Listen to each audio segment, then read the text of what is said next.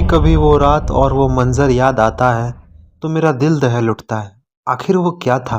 वो महज मेरा कोई ख्वाब था या हकीकत जिसे मैं आज तक भूल नहीं सका? जब भी वो वाकया मेरे सामने आता है तो खौफ के मारे आज भी मेरे रोंगटे खड़े हो जाते हैं। उस रात की सारी घटना मेरे आंखों के सामने फिल्म की तरह चलने लगती है। भयानक और अंधेरी रात, ऊपर से सुनसान इलाका, बड़ा सा उजाड़ कमरा और फिर उस कंडक्टर की लाश का यूं मिलना। ना जाने उस रात क्या होने वाला था, लेकिन हम उस रात सचमुच बच गए थे। अगर वो ना होता तो शायद हम सब भी उस कंडक्टर की तरह जान से हाथ धो बैठते। लगभग 20 साल पहले की बात है। मैंने अपने परिवार के साथ जयपुर घूमने का कार्यक्रम बनाया था। बेटा बहुत दिनों से जिद कर रहा था कि पापा मुझे राजस्थान घूमने के लिए ले चलिए, तो मैं उसकी बात मानकर उसे जयपुर घुमाने को राजी हो गया। मैं, मेरी पत्नी रीमा, मेरा बेटा संयम घर से जयपुर के लिए रवाना हो गए। हमने 2 दिन में पूरा जयपुर घूम लिया, लेकिन मेरे पास अभी भी 2 दिन की छुट्टी और बची थी। तो मैंने सोचा कि क्यों ना अजमेर शरीफ हो आते हैं। क्योंकि हमारी ये प्लानिंग अचानक हुई थी तो हमें जल्दबाजी में बस का सहारा लेना पड़ा। उस बस में और भी यात्री थे, खासकर बुजुर्गों की संख्या ज़्यादा थी। हमारी जैसी केवल एक ही फैमिली थी। बस में यात्री भी कम ही थे, क्योंकि बस भी थोड़ी खजाड़ा थी, इसलिए शायद उसमें ज़्यादा यात्री नहीं बैठे होंगे। करीब रात के 8 बजे बस अपने गंतव्य की ओर रवाना हो चली। हम तीनों अपनी अपनी सीटों पर टेक लगाकर बैठ गए। संयम तो सो गया, लेकिन मुझे और रीमा के बीच बीच में हल्की हल्की झपकी आ रही थी। एक तो वीरान और अनजानी जगह, ऊपर से खजाड़ा बस में मुझे अनकंफर्टेबल फील हो रहा था। ड्राइवर को भी शायद बहुत जल्दी थी गंतव्य तक पहुंचने की, इसलिए वो भी बस को तेज़ रफ्तार में भगाए जा रहा था। अंदर से डर भी लग रहा था कि कहीं वो बस को ठोक ना दे, क्योंकि अंधेरा घना था। साथ में सुनसान सड़क के किनारे जिन पर कोई घर भी नहीं दिख रहा था, और सड़क पर इक्का दुक्का वाहन नहीं दिखाई दे रहे थे। कुछ बुजुर्गों ने ड्राइवर को टोका कि बस की रफ्तार ज़रा धीमी करो। कुछ समय तक तो उसने बस को धीमी रफ्तार में चलाया, लेकिन फिर कुछ देर बाद उसने फिर से बस की रफ्तार बढ़ा दी। एक बुजुर्ग ने फिर से उस ड्राइवर को टोका कि बस की रफ्तार कम करो, लेकिन मना करने के बावजूद उस ड्राइवर ने रफ्तार बढ़ा दी। तब ड्राइवर ने जवाब दिया कि अंकल जी, जो मैं कर रहा हूँ मेरे को करने दो, वो बिल्कुल सही है, मैं बिल्कुल ठीक कर रहा हूँ। मैंने सुना है कि ये इलाका अच्छा नहीं है, बहुत ज़्यादा खतरा है इस जगह, और हम इस इलाके में जितनी जल्दी पार कर जाएं उतना अच्छा होगा। ड्राइवर की बात सुनकर सबने कहा चलो ठीक है। बस तेज़ रफ्तार से आगे बढ़ रही थी कि तभी तेज़ आवाज़ के साथ बस का थोड़ा संतुलन गड़बड़ाया और बस थोड़ी दूर बढ़ के रुक गई। अब सब सकपका गए कि अचानक ये क्या हुआ। इतना खतरनाक इलाका और अचानक से बस का रुक जाना, किसी का भी जी डर जाएगा। ड्राइवर ने अपनी टॉर्च जलाई, बस के नीचे उतरा और उसने देखा कि क्या बात है, बस को आखिर क्या हुआ, वो क्यों रुकी। कुछ देर के मुआयने के बाद उसे पता चला कि बस के पीछे की ओर दोनों पहिए पंचर हो चुके हैं और बस में एक्स्ट्रा पहिए भी नहीं हैं जिससे उसकी मरम्मत हो सके। अब क्या किया जाए, सभी सोच में पड़ गए। रेतीली अनजान जगह, अमावस की गहरी काली रात, जंगली जानवरों का डर और बस का यूं खराब हो जाना, सबके तो जैसे होश ही उड़ गए थे। अब क्या करें क्या ना करें, किसी के कुछ भी समझ नहीं आ रहा था। तभी कंडक्टर को थोड़ी दूर एक रोशनी दिखाई दी। उसने सबसे कहा कि देखो वहाँ रोशनी दिखाई दे रही है, हो सकता है कि वहाँ कोई गांव हो, चलो सब वहाँ चलते हैं, शायद रात भर के लिए कोई सुरक्षित जगह मिल जाए। अगर एक कोठरी भी मिल गई तो तब सब वहाँ एक साथ बैठकर रात तो गुजार ही सकते हैं। सब कंडक्टर की बातों से सहमत हो गए। सबने अपना अपना सामान उठाया और चल पड़े रोशनी की ओर। जैसे ही हम सब रोशनी के करीब पहुंचे तो हमें एक बड़ी सी कोठरी दिखाई दी, जिसे देखने से लग रहा था कि वो कोई बहुत पुरानी सराय है जहां भूले भटके मुसाफिर रुकते होंगे। सब कोठरी के दरवाजे के बाहर खड़े हो गए। ड्राइवर ने हिम्मत करके दरवाजे का सांकन खटखटाया। एक बहुत ही बूढ़े व्यक्ति ने दरवाज़ा खोला। उसके सिर पर एक बड़ी सी पगड़ी थी, गले में पुराने ज़माने का कोई आभूषण था, कानों में कुंडल भी थे। कुर्ते के ऊपर उन्होंने एक सदरी पहन रखी थी, कमर में धोती, पैरों में पुराने ज़माने के ऊँट के चमड़े के बनी मोजड़ी और हाथ में एक बड़ा सा लठ ले रखा था। वो और उनका पहनावा बहुत ही अजीब लग रहा था। तभी कंडक्टर ने हिम्मत करके कहा, ताऊसा, बस पंचर हो गई है। हम सबको रात गुजारने के लिए अगर आपकी कोठरी में थोड़ी जगह मिल जाती तो बड़ी मेहरबानी होती। उस कोठरी के मालिक बोले, डरने की जरूरत कोई ना है। ये सराय तो मैंने भूले भटके मुसाफिरों के लिए मदद करने के लिए ही बनाई है। मैं चौधरी सुमेर सिंह हूँ। मैं चौधरी सुमेर सिंह और हमारी घरवाली धन्नो ही मुसाफिरों का ख्याल रखते हैं। आप सब लोग भीतर पधारो, जो हम दोनों से बन पड़ेगा हम आपकी मदद करेंगे। कंडक्टर बोला, बहुत बहुत धन्यवाद ताऊसा, बड़ी मेहरबानी होगी जो इस अनजान जगह में आप हमारी मदद करने को राजी हो गए। चौधरी सुमेर सिंह बोले, इसमें धन्यवाद की क्या बात है, ये तो हमारा फर्ज है। हमारे को बहुत खुशी हुई जो आप लोग हमारे यहाँ पधारे। ये रहा पानी से भरा मटका, इस बड़ी सी डलिया में पूड़ियाँ रखी हैं और उस बड़ी सी बटलोही में आलू की तरकारी होगी। ये रहे पत्तल और आप सब अपना खाना परोस लीजिए। महिलाएं धन्नो के पास चली जाएं और पुरुष मेरे साथ आ जाएं। जल्दी से सब खाना खा लो और जिसे बाहर का काम निपटाना है वो बाहर का काम निपटा के आए, क्योंकि 12 बजे के बाद कोई भी बाहर नहीं निकलेगा और ना मैं किसी को बाहर निकलने दूंगा और कोई भी इसका कारण नहीं पूछेगा। सबके पास अपनी अपनी हाथ घड़ी होगी। समय के अनुसार काम करके सोने के लिए लेट जाओ। ये रहे कंबल, सब बिछा लो। हम सब ने चौधरी सुमेर सिंह की सारी हिदायतों के अनुसार काम किया और कंबल बिछाकर लेट गए। जिनके पास अपने अपने शॉल और चादर थे वे सब ओढ़कर लेट गए। चूंकि मेरे पास ओढ़ने वाला बड़ा कंबल था इसलिए मैंने बेटे को अपने साथ सुला लिया और मेरी पत्नी औरतों के साथ अपना शॉल ओढ़कर लेट गई। चौधरी जी ने एक बार फिर से सबको बाहर ना जाने के लिए हिदायत दी और सबको सोने के लिए कहा। लगभग 12 बजे के बाद ना जाने कंडक्टर को क्या सूझी, उसे बीड़ी पीने की तलब लगी और वो बाहर जाने लगा। चौधरी जी ने उसे बहुत रोका लेकिन वो नहीं रुका। कंडक्टर के बाहर जाने के बाद चौधरी जी ने जल्दी से कोठरी के किवाड़ बंद किए और साथ में पटरे की मदद से किवाड़ को मजबूती से बंद कर दिया कि कोई भी भीतर ना आ सके और सारे रोशनदान और खिड़कियों को भी बंद कर दिया। कुछ देर के बाद बाहर से बहुत बुरी बुरी और डरावनी डरावनी आवाज़ें आने लगीं। साथ में कंडक्टर की भी आवाज़ सुनाई दी। वो चिल्ला चिल्ला कर बचाओ बचाओ चिल्ला रहा था। कोठरी के भीतर के कुछ लोग कंडक्टर की मदद के लिए बाहर जाने लगे, लेकिन चौधरी जी ने उन्हें यह कहकर रोक दिया कि अगर सब बाहर गए तो सर्वनाश हो जाएगा। वो शैतान अगर भीतर आ गया तो हम में से कोई भी जिंदा नहीं बचेगा। सब अपनी जान के विषय में सोचकर पीछे हट गए। फिर चौधरी जी ने सबसे कहा कि सब अपनी जगह जाकर लेट जाएं। अब उनकी बात मानना हम सब की मजबूरी थी। हम सब ने वही किया जो चौधरी जी ने कहा था। एक आध घंटे के बाद सबको नींद आ गई। हम सब सुबह जगे तो वहाँ का मंजर देखकर दंग रह गए। हम सब रेत पर लेटे थे और वहाँ से कोठरी गायब हो गई थी। केवल हम लोगों का सामान ही पड़ा था। वहाँ 2 समाधियाँ बनी थी जिन पर चौधरी सुमेर सिंह और धन्नो सिंह लिखा था। हम सब ये देखकर हैरान थे कि आखिर रात को जो हुआ वो क्या था, कोई ख्वाब या हकीकत। तभी वहाँ से एक चरवाहा अपनी भेड़ों के साथ निकला। उसको हम लोगों ने सारी बात बताई तो उसने बताया कि यहाँ बहुत समय पहले एक सराय हुआ करती थी जिसकी रखवाली चौधरी सुमेर सिंह और उनकी पत्नी धन्नो किया करते थे। उन दोनों के स्वर्गवास के बाद आज भी उन दोनों की आत्माएं भटके हुए मुसाफिरों की मदद करने आती है। इस इलाके में बहुत शैतानी आत्माएं रहती हैं जो लोगों को कत्ल कर देती हैं, लेकिन सुमेर सिंह और उनकी पत्नी अच्छी आत्माएं हैं इसलिए वो लोगों की मदद करने आ जाते हैं। ये सब कहकर चरवाहा वहाँ से चला गया, लेकिन हम सबके मुंह और आंखें खुली की खुली रह गईं। फिर हम सब ने अपना अपना सामान उठाया और बस की ओर आए। देखा तो वहाँ कंडक्टर की लाश लहूलुहान पड़ी थी। वो सब देखकर हम सबका दिल दहल गया।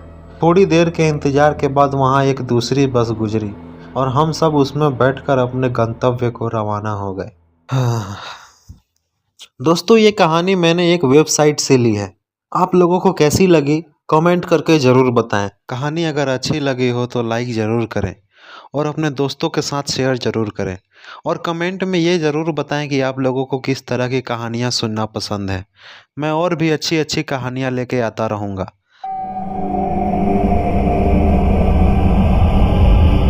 यह कहानी एक 13 साल के ब्लॉगर लड़के की है जिसका नाम रोहन था।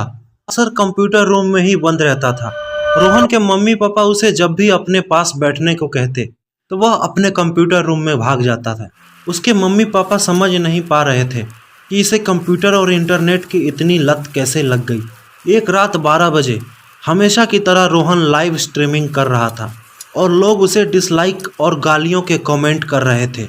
यह सिलसिला रात 3:30 बजे तक चलता रहा, लेकिन रोहन इसके बाद बर्दाश्त नहीं कर पाया और लाइव स्ट्रीमिंग में ही सबके सामने उसने फांसी लगा ली।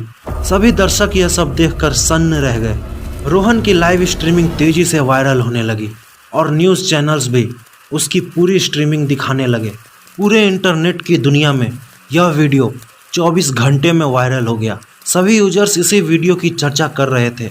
इस घटना के कुछ समय बीतने के बाद माहौल ठंडा हो जाता है। सभी इस हादसे को भूल जाते हैं, लेकिन अब सिलसिला शुरू होता है मौत का। अचानक बहुत सारे इंटरनेट यूजर्स की मौत होने लगती है, लेकिन किसी को समझ नहीं आता कि इतने सारे लोग क्यों मारे जा रहे हैं। सभी की मौत केवल एक हादसा लगती थी। कोई करंट लगने से मर जाता तो कोई कुर्सी से गिरकर ही मर जाता था। सभी की मौत का अलग अलग कारण होता था।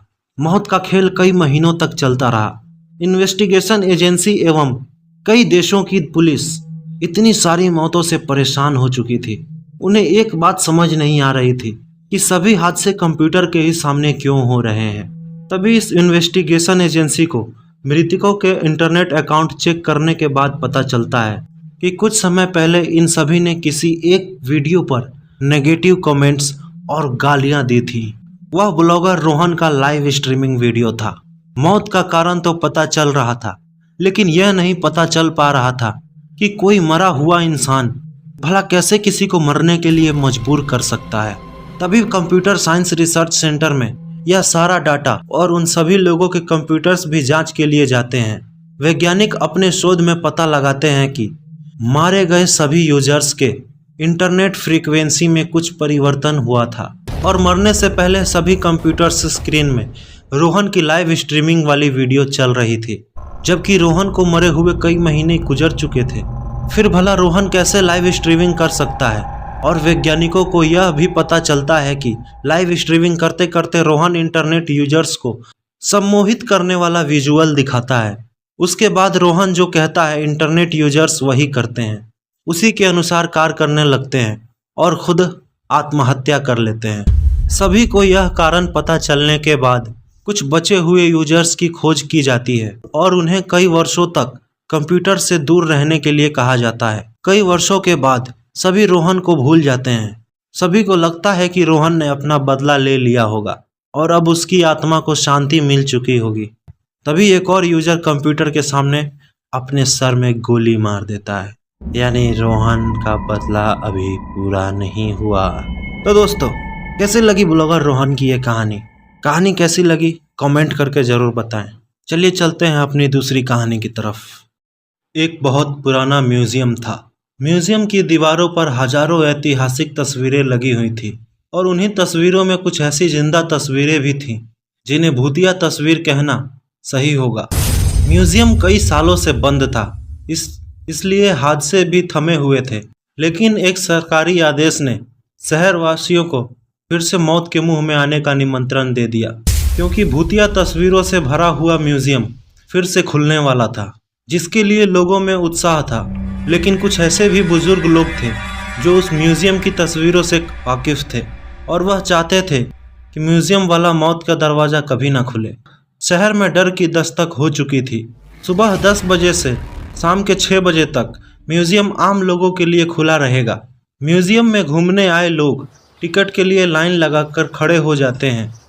आज पहला दिन है, इसलिए म्यूज़ियम में लोगों की भीड़ बढ़ती ही जा रही थी। म्यूज़ियम में सभी को एक एक करके अंदर भेज दिया जाता है।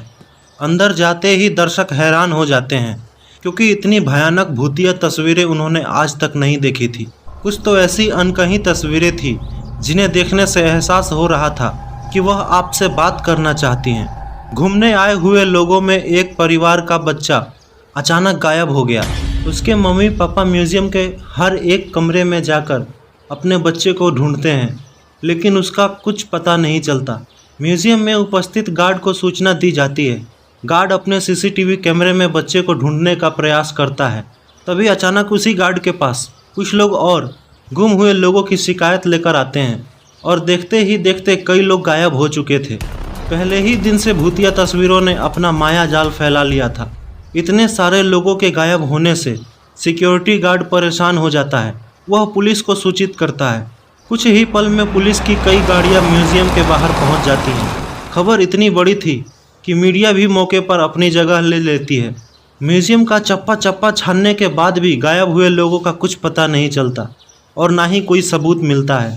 तभी एक पुलिस ऑफिसर की नज़र दीवार पर लगी हुई भूत की एक तस्वीर पर जाती है, जिसमें एक व्यक्ति पेड़ से उल्टा लटका होता है और उसके पीछे एक भूतिया औरत दिख रही होती है। पुलिस ऑफिसर म्यूजियम में उपस्थित गार्ड से कहते हैं, क्या यह तस्वीर पहले भी लगी थी? गार्ड को म्यूजियम के बारे में ज़्यादा जानकारी नहीं थी, इसलिए वह म्यूजियम में व्यवस्था रखने वाले एक व्यक्ति से म्यूजियम की तस्वीरों के बारे में जांच पड़ताल करते हैं और उन्हें पता चलता है कि यह तस्वीर कई 100 साल से पहले की है। पुलिस ऑफिसर को लगता है कि उस ज़माने में आज की तरह दिखने वाले लोग नहीं थे, तो तस्वीर में भी नहीं होने चाहिए। तभी पुलिस ऑफिसर कुछ और तस्वीरों पर नज़र घुमाते हैं। सभी तस्वीरों में आज के ज़माने की कोई ना कोई व्यक्ति नज़र आ रहा था। तस्वीरों में कैद व्यक्ति वही लोग होते हैं जो म्यूजियम में घूमने आए थे। यह मामला पुलिस के पहुंच से ऊपर था। भूत विशेषज्ञ व्यक्ति को बुलाया जाता है।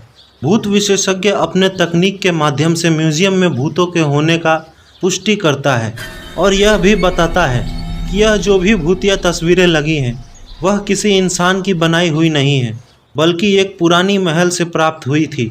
ऐतिहासिक अफवाहों के अनुसार इन तस्वीरों को एक जादूगर ने राजा के कहने पर बनाया था, जिसमें उसने राजा के दुश्मनों को जिंदा ही अपनी मंत्रों की शक्ति से तस्वीरों में कैद कर दिया और उन तस्वीरों को महल के तहखाने में हमेशा के लिए सुरक्षित कर दिया गया। लंबे समय के बाद ये भूतिया तस्वीरें म्यूजियम तक पहुंची हैं और तस्वीरों में मौजूद इंसान जो उस राजा के दुश्मन थे वो भूत बन चुके थे। वह तस्वीर से बाहर आना चाहते हैं, जिसके लिए उन्होंने हमारी दुनिया से एक एक व्यक्ति को चुना है और उन्हीं व्यक्तियों के शरीर के जरिए यह हमारी दुनिया में आ सकते हैं। भूत विशेषज्ञ की बात सुनकर वहां मौजूद सभी लोग घबरा उठे और अपने परिवार वालों के लिए दुखी होकर रोने लगते हैं। तभी भूत विशेषज्ञ बताते हैं कि तस्वीरों में कैद व्यक्तियों को बाहर निकालने का एक ही तरीका है। हमें उन तस्वीरों से हर उस इंसान को मिटाना होगा जो हमारी दुनिया से गया है। यह काम बस कुछ ही सेकंडों में करना होगा। पुलिस ऑफिसर भूत विशेषज्ञ से पूछते हैं, इतनी जल्दी किसी की तस्वीर मिटाना संभव नहीं है, आप बताइए कैसे होगा? भूत विशेषज्ञ बताते हैं कि विज्ञान ने बहुत तरक्की कर ली है। हमें एक ऐसे केमिकल की ज़रूरत है जो 1 सेकंड में किसी भी पेपर से रंगों को हटा सके, और किस्मत से उन्हें ऐसा एक केमिकल मिल भी जाता है जिसमें सभी तस्वीर में फंसे लोगों की तस्वीरों को मिटा जा सकता है। लेकिन चुनौती तो सभी तस्वीरों को एक साथ मिटाने की थी। भूत विशेषज्ञ पुलिस ऑफिसर से कहते हैं, जितने भी तस्वीरों में लोग फंसे हैं उनके सामने आप अपना एक एक पुलिस का जवान खड़ा कर दें, ताकि सभी के हाथ में केमिकल पाउडर देकर एक साथ लोगों की तस्वीरों पर फेंका जा सके और उन्हें मिटाई जा सके। पुलिस ऑफिसर अपने सभी जवानों को एक एक तस्वीर के आगे खड़ा कर देते हैं और सभी के हाथों में वो पाउडर दे देते हैं। सभी को निर्देश दिए जाते हैं कि गोली की आवाज़ से आप लोगों को पाउडर उसी तस्वीर पर फेंकना है जिसे हम मिटाना चाहते हैं। और भूत विशेषज्ञ का इशारा मिलते ही पुलिस ऑफिसर गोली चला देता है और देखते ही देखते पुलिस के सभी जवान पाउडर तस्वीरों में फेंकना शुरू कर देते हैं। इससे म्यूजियम के अंदर धुआं फैल जाता है और कुछ भी दिखाई नहीं देता।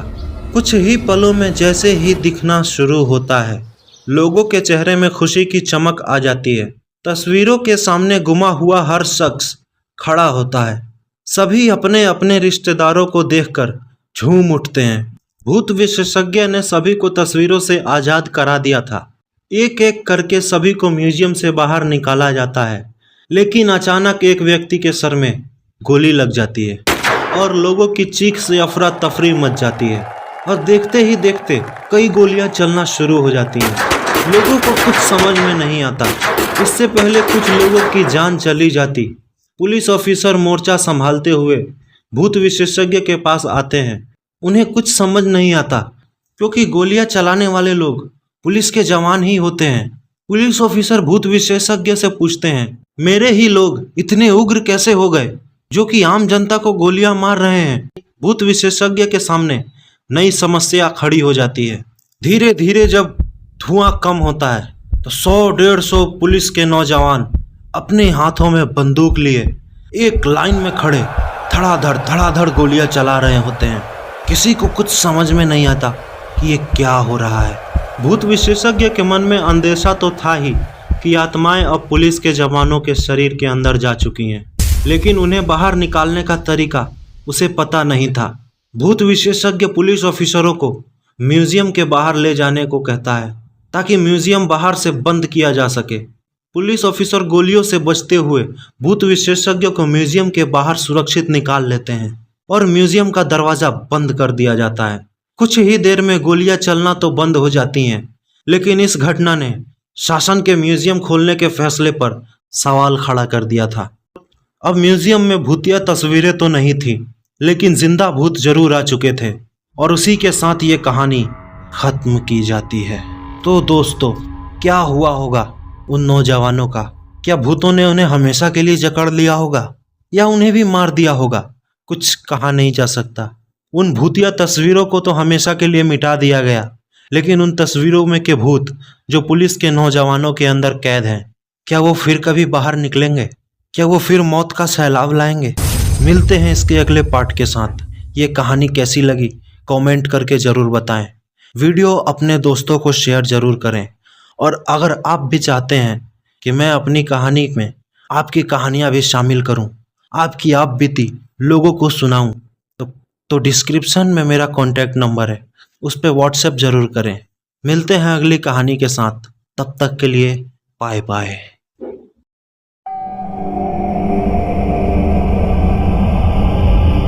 शाम ढल रही थी। आसमान पूरा काला पड़ चुका था, जैसे किसी काले रंग की शीशी उड़ेल दी हो। शायद बारिश आने को बेकरार है। बादल से घिरा हुआ आसमान और ठंडी हवाएं चांदनी को बहुत पसंद थी। बारिश चांदनी के बदन में एक अजब सी सिहरन पैदा करती थी। चांदनी आईने के सामने पिछले आधे घंटे से बन संवर रही थी। बन संवर क्या, सजने का रिहर्सल कर रही थी। 3 बार तो साड़ियाँ चेंज कर चुकी थी। चांदनी को सजने संवरने का बहुत शौक था। आज उसे मिसेज कपूर के बेटी की शादी में जाना था। चांदनी कॉलेज की अध्यापक थी, मगर दिखती कॉलेज स्टूडेंट जैसी थी। वो हमेशा खूबसूरत दिखना और खूबसूरत रहना चाहती थी। चांदनी अब तैयार होकर रवाना हो ही रही थी कि उसकी नज़र अखबार पर पड़ी। उसमें कोई भैरव चौक की खबर छपी थी। लिखा था कि भैरव चौक नाम के एक छोटे से इलाके में बहुत सारी अजीबोगरीब घटनाएं घटी हैं। कितनी वारदातें हुई हैं, लूट मार, हत्या, अपहरण, बलात्कार, भूत प्रेत का साया, सभी घटनाएं वहीं तो घटी हैं। लोग वहां दिन के उजाले में भी जाने का साहस नहीं करते थे। ये खबर पढ़ते ही थोड़े समय पहले चांदनी का चमकता चेहरा फीका पड़ गया। उसके चेहरे पर मानो हल्का खौफ मंडरा रहा हो। थोड़ी देर वो खामोश होकर वहीं खड़ी रही, मानो ये खबर उसके मन में घर कर गई हो। चांदनी की खामोशी मिसेस कपूर के फ़ोन कॉल ने तोड़ी। चांदनी ने फ़ोन उठाया और बातें करते करते वहाँ से कार लेके निकल गई। चांदनी को शादी में पहुँचने में कोई दिक्कत नहीं आई। चांदनी ने गाड़ी से बाहर निकलने से पहले एक बार अपना चेहरा और निखार लिया। चांदनी का स्वागत हंसते चेहरों ने किया, मगर कुछ चेहरे ऐसे भी थे जिन्होंने चांदनी को बुरी नियत से देखा। वो चेहरे थे कॉलेज के बदमाश और कॉलेज ट्रस्टी के बिगड़े हुए लड़कों की। कॉलेज उन लड़कों को 5 पापी बुलाती थी। लड़कियों को छेड़ना, लड़कियों के साथ बदतमीजी करना, लड़ना झगड़ना, वो सब उन 5 का काम था। इसलिए कॉलेज उन्हें 5 पापी बुलाती थी। खैर, चांदनी भी उनकी हरकतों को भली भांति जानती थी, इसलिए उनको अनदेखा करके शादी में शामिल हो गई। नाच गाना, खाना पीना, गप्पे लड़ाने और विदाई में पता ही नहीं चला रात के 11 बज गए थे। घर पहुंचने में अभी 2 घंटे का फासला तय करना था। चांदनी के पति जतीन का कॉल आया। हेलो चांदनी, कहाँ हो? जतीन ने कहा, मैं शादी में आई थी पर बहुत देर हो गई है, बस मिसेज माथुर के साथ अब निकल ही रही हूँ। चांदनी ने बात खत्म करके फ़ोन रखा। चांदनी ने फटाफट से मिसेज कपूर को बाय किया और मिसेज माथुर को ढूंढने लगी। मगर पता चला मिसेस माथुर तो घर के लिए कब की रवाना हो चुकी है। चांदनी सोचने लगती है कि अब अकेले घर कैसे जाएगी। तभी अचानक से तेज बिजली कड़की। शायद थोड़े समय के बाद बारिश होने वाली है। चांदनी कुछ भी परवाह किए बिना वहां से अकेले निकल पड़ी, मगर वो 5 पापी चांदनी की हर हरकत पर नजर रखे हुए थे। चांदनी ने बस थोड़ा सा ही फासला तय किया था कि बारिश शुरू हो गई। चांदनी मन ही मन सोच रही थी कि वो बारिश बंद होने का इंतजार करे या फिर आगे बढ़े। चांदनी को जल्द ही तय करना था कि उसे क्या करना है। उसने आगे बढ़ने का फैसला किया। चांदनी की कार थोड़ी आगे बढ़ी ही थी कि तेज बारिश शुरू हो गई। हमेशा चांदनी को सिहरन देने वाली बारिश की बूंदें आज बाधा बन रही थी। चांदनी बारिश की बूंदों को चीरते हुए आगे बढ़ रही थी।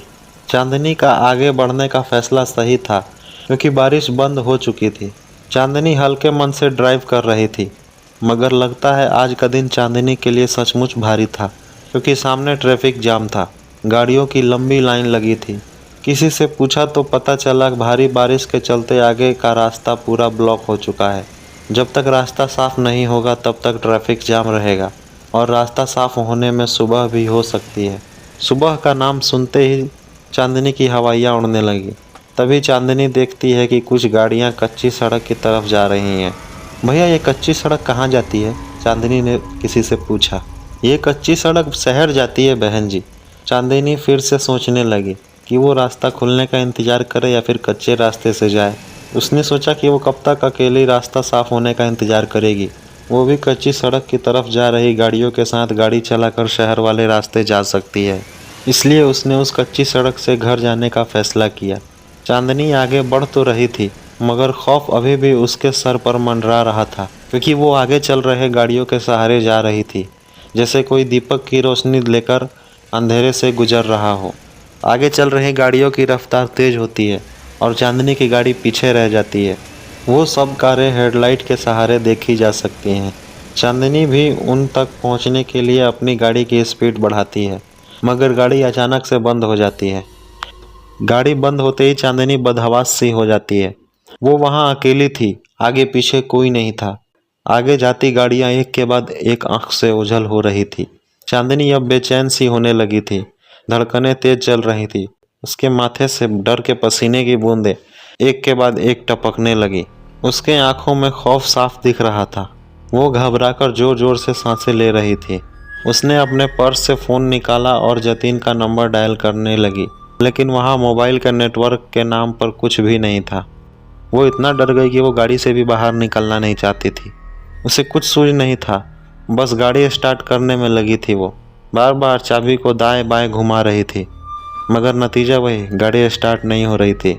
अचानक से चांदनी की नज़र उसके पर्स में जाती है और उसमें एक तावीज़ दिखता है। वो तावीज़ जो चांदनी की माँ ने आखिरी सांस लेते वक्त दिया था और कहा था कि ये तावीज़ बुरे वक्त में तुम्हारे हिफाजत करेगा। चांदनी ने वो तावीज़ लिया और आंखें बंद करके फिर से गाड़ी स्टार्ट करने की कोशिश करने लगी। माँ का दिया तावीज़ काम कर गया। गाड़ी एक झटके में स्टार्ट हो गई थी। चांदनी के तो जान में जान आई हो ऐसे राहत की सांस ली। चांदनी ताबीज की शक्ति से अचंभित हो गई। वह समय व्यर्थ किए बिना वहां से चल दी। चांदनी ने 1 आध किलोमीटर का रास्ता तय किया होगा कि वहां उसे एक बोर्ड दिखता है। उसी बोर्ड पर लिखा था भैरव चौक। भैरव चौक नाम पढ़ते ही रोंगटे खड़े हो गए और आंखें खुली की खुली रह गई। उसकी सांसें फिर से तेज रफ्तार से बढ़ने लगी। वही भैरव चौक जिसके बारे में चांदनी ने सुबह पढ़ा था, जहाँ पर खून, बलात्कार जैसी वारदातें हुई थी। उसने फिर से तावीज़ को हाथ में थामा और एक पल के लिए आंखें बंद की, जैसे वो भगवान से दुआ मांग रही हो कि अब की बार गाड़ी बंद ना हो। मगर ये क्या, चांदनी की कार भैरव चौक बोर्ड के ठीक सामने आकर रुक गई। चांदनी ने बाहर का नज़ारा देखा तो वो बेहद अंधेरा और डरावना था। जुगनू की टिमटिम रोशनी के सिवा कुछ दिखाई नहीं दे रहा था। चांदनी ने तावीज़ उठाया और आंखें बंद करके भगवान का नाम लेती हुई गाड़ी स्टार्ट करने में जुट गई। गाड़ी में चाबी दाएं बाएं घुमाकर उसकी उंगलियां थक गई थी, मगर अब की बार गाड़ी शुरू होने का नाम ही नहीं ले रही थी। 1-2 बार फ़ोन भी लगाया, मगर वहां भी उसे नाकामयाबी ही मिली। वो इतनी डरी हुई थी कि गाड़ी से बाहर निकलने में भी उसके पैर कांप रहे थे। तभी उसे सामने कुछ दिखा। सामने से सफ़ेद रंग की कुछ धुंधली धुंधली आकृति आ रही थी। चांदनी उसे देख दहल गई और बदन में कंपकपी होने लगी। वो आकृति जैसे जैसे आ रही थी वैसे वैसे एक आकृति से 3 आकृतियां हो गई थी। काले घने अंधेरे में सफेद रंग साफ साफ दिख रहा था। चांदनी उसे देख बस सोच रही थी, ये क्या आ रहा है? सफेद चादर ओढ़े कोई आदमी या फिर कोई भूत प्रेत? चांदनी के पसीने छूटने लगे। चांदनी ने जल्दी से गाड़ी के शीशे बंद हैं कि नहीं ये तसल्ली कर ली और वहां बैठे बैठे ताबीज पकड़ के भगवान का नाम जपने लगी। अब वो आकृतियां चांदनी की गाड़ी के आगे पीछे मंडराने लगी थी। सहमी हुई चांदनी जोर जोर से सांसें लेकर हल्के से कनखियों से देख रही थी। तभी किसी ने गाड़ी के शीशे पर जोरदार वार किया। चांदनी ने उस तरफ देखा तो मालूम पड़ा कि वो गाड़ी का शीशा तोड़ने की कोशिश कर रहा था। चांदनी घबराकर जोर जोर से चिल्लाने लगी, बचाओ बचाओ। चांदनी चिल्लाती रही और वो शीशे पर वार करते रहे और एक शीशा तोड़ दिया। शीशा टूटते ही चांदनी को कहीं से कोई मदद मिल जाए इसलिए वो जोर जोर से चिल्लाने लगी, बचाओ बचाओ, कोई मुझे बचाओ। किसी ने गाड़ी का दरवाज़ा खोल दिया और चांदनी का हाथ पकड़ के गाड़ी से एक झटके से बाहर फेंक दिया। चांदनी गाड़ी से बाहर गिरकर एक पत्थर से जा टकराई। चांदनी मानो अधमरी सी हो गई थी। उसने हिम्मत जुटाई और वहाँ से उठ खड़ी हो गई तो उसने देखा कि वहाँ 3 सफ़ेद चादर ओढ़े 3 शख्स थे। उन तीनों के चेहरे काले, दहशत भरे और भयानक थे और सब हाथ में चाकू लेकर खड़े थे। चांदनी समझ गई कि ये सब लुटेरे हैं और बिना कुछ बोले चांदनी सोने चांदी के जेवर निकालने लगी। ये सब ले लो और मुझे जाने दो, चांदनी ने बिलखते हुए उन लुटेरों को कहा। एक लुटेरे ने तुरंत चांदनी के हाथ से सब जेवर छीन लिए। चांदनी अभी भी बिलख बिलख कर बस रोए जा रही थी। ये सब तो हम लेंगे ही, मगर इतनी लूट काफ़ी नहीं हमारे लिए, एक लुटेरे ने चांदनी के ऊपर हवस भरी नज़र डालते हुए कहा। चांदनी लुटेरों का इरादा समझ गई थी और एक सांस लेकर वहां से भागी। वो तीनों भी चांदनी के पीछे भागे, मगर सहमी हुई चांदनी कितनी दूर तक भाग पाती। उन तीनों भेड़ियों ने आखिरकार चांदनी को पकड़ ही लिया। बचाओ बचाओ बचाओ बचाओ, चांदनी पूरी ताकत से चिल्लाई। यहाँ तुम्हें बचाने वाला कोई नहीं आएगा, चिल्लाओ जितना चिल्लाना है उतना, एक लुटेरे ने हंसते हुए कहा। तभी एक लुटेरे पर पीछे से तेज वार होता है। वो लुटेरा वहीं ढेर हो जाता है। चांदनी को एक आशा की किरण दिखाई देती है। वो दोनों लुटेरे पीछे देखते हैं कि ये वार किसने किया। चांदनी भी उस तरफ देखती है जहाँ से वार हुआ था। वहाँ वो कॉलेज के 5 स्टूडेंट खड़े थे जिन्हें कॉलेज 5 पापी कहकर बुलाता था। 5 स्टूडेंट बच्चे तो लुटेरों पर झपटते हुए उन्हें मार मार कर बेहोश कर देते हैं। चांदनी वहां सहमी हुई खड़ी आंखों से आंसू बरसाते हुए बस देखती रही थी और सोच रही थी कि जिन 5 पापी को बुरा और गलत समझ रही थी उन्हीं लोगों ने आज चांदनी को बुरे हादसे से बचा लिया। मैडम, हम बुरे हैं मगर इज्जत सबकी करते हैं, आप बेफिक्र होकर जाइए, ये बंटी आपको सुरक्षित घर तक छोड़ देगा और हम इन लुटेरों को पुलिस के हवाले कर देंगे। इन लोगों ने भूत प्रेत के नाम पर बहुत लूट मचा रखी थी, अब पुलिस इन्हें मजा चखाएगी, एक स्टूडेंट ने कहा। मुझे माफ़ कर देना, मैं तुम लोगों को बहुत गलत समझ रही थी, मगर तुम लोग। इससे आगे चांदनी के मुंह से एक शब्द भी नहीं निकला। चांदनी के आंसू ही थे जो सारी बातें बयां कर रहे थे। चांदनी वहां से सुरक्षित अपने घर गई। तो दोस्तों, अक्सर ऐसी जगह और ऐसी घटनाएं सुनने को मिलती है जहां ये कहा जाता है कि वहां चोर लुटेरे सामान लूट लेते हैं, मर्डर कर देते हैं, किसी का इज्जत लूट लेते हैं, वहाँ भूत प्रेत घूमते हैं। तो ये बात समझ जाना कि वो बिल्कुल गलत होती है। तो दोस्तों, इस कहानी से क्या समझ में आया? इस कहानी से ये समझ में आता है कि जिस स्थान पर लोग ये कहते हैं कि वहाँ लूट मार होता है, मर्डर होता है, रेप किया जाता है, ऐसे स्थानों पे नहीं जाना चाहिए कि वहाँ भूत प्रेत होते हैं। तो ये बात सरासर गलत है, क्योंकि अगर वहाँ भूत है तो ठीक है, हम नहीं जाएंगे, लेकिन जो वहाँ लड़कियों को बेरहमी से बलात्कार कर देते हैं, किसी का सामान लूट लेते हैं, किसी का मर्डर कर देते हैं, वो भूत उन्हें कुछ क्यों नहीं करता? तो ये बात बिल्कुल गलत है। इसलिए ऐसी चीज़ों के खिलाफ कार्रवाई करनी चाहिए और आवाज़ उठानी चाहिए। तो आज के लिए बस इतना ही, मिलते हैं अगली वीडियो में अगली कहानी के साथ। तब तक के लिए बाय बाय।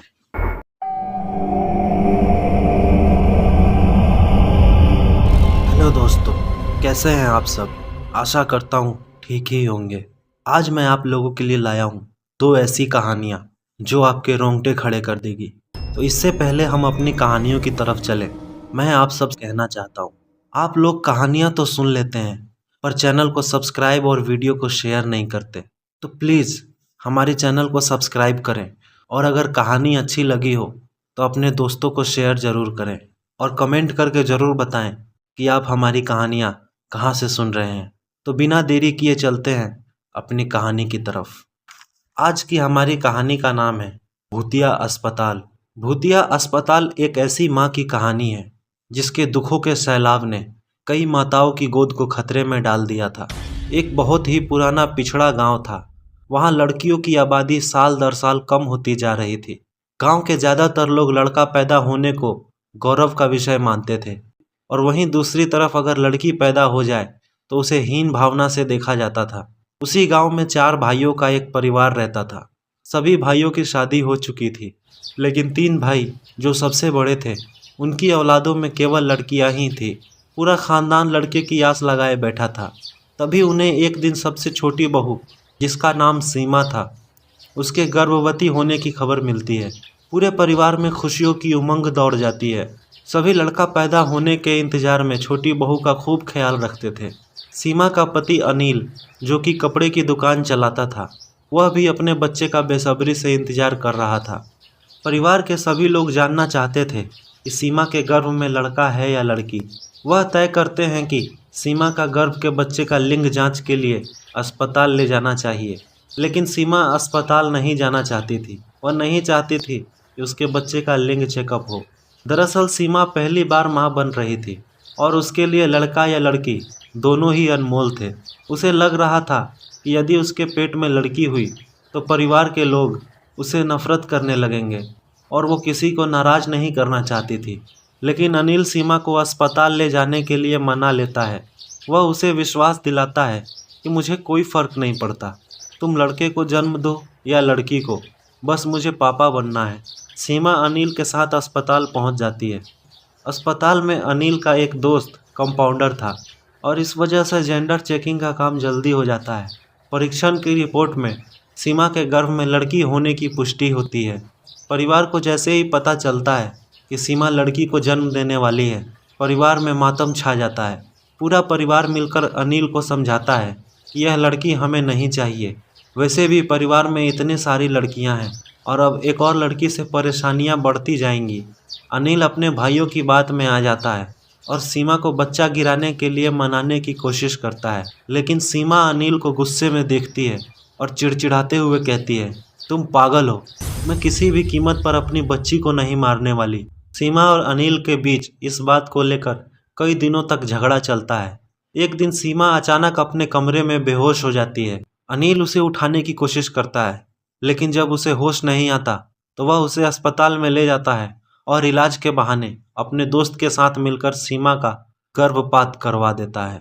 और जैसे ही सीमा होश में आती है तो उसकी दुनिया उजड़ चुकी होती है। सीमा को पता चल जाता है कि उसकी बच्ची अब इस दुनिया में नहीं रही। सीमा टूट जाती है। उसके परिवार वालों ने ही उसकी मासूम बच्ची छीन ली। सीमा बहुत दुखी थी और इसका गुस्सा बढ़ता ही जा रहा था। अचानक वह अस्पताल के कमरे में चादर से फांसी लगा लेती है और कुछ ही पलों के अंदर सीमा की धड़कनें बंद हो जाती हैं। सीमा के परिवार को जैसे ही पता चलता है कि सीमा ने अस्पताल में आत्महत्या कर ली है, सभी भागते हुए अस्पताल पहुंच जाते हैं। अनिल सीमा के चले जाने से बेहद दुखी हो जाता है। उसे अंदाजा नहीं था कि सीमा बच्ची की गर्भपात से इतनी दुखी हो जाएगी कि अपनी जान ही दे देगी। खैर, जो होना था वो हो चुका था, लेकिन अब बारी भरपाई करने की थी। सीमा के अंतिम संस्कार की 13 दिन के गुजरते ही अस्पताल में सीमा की भूतिया रूह की दस्तक हो जाती है। डिलीवरी वार्ड में भर्ती सभी बच्चे अचानक अपने आप बिस्तर से नीचे गिरने लगते हैं। लोगों को समझ में नहीं आता कि एक साथ सभी बच्चे नीचे कैसे गिर गए। हालांकि बच्चों को ज़्यादा चोट नहीं आती, लेकिन यह घटना मरीजों के अंदर भूतिया डर बैठाने के लिए काफ़ी थी। इसके बाद अस्पताल में भूत होने की अफवाह तेज़ी से फैलने लगी और लोग इसे भूतिया अस्पताल कहने लगते हैं। अस्पताल में एक औरत बच्चे के जन्म के समय आपातकालीन हालत में एम्बुलेंस में अस्पताल पहुंचती है। औरत की हालत गंभीर थी, इसलिए उसे अस्पताल के कंपाउंडर तुरंत स्ट्रेचर पर उठाकर ले जाते हैं, लेकिन वो उन सभी के हाथों से छूटकर अचानक हवा में लटक जाती है। उसे ऊपर हवा में लटका देख वहां मौजूद सभी डर की वजह से इधर उधर भागने लगते हैं और कुछ ही समय में वह ऊपर से नीचे गिरती है। उसे सर में जोरदार चोट लग जाती है जिससे उसकी जान चली जाती है।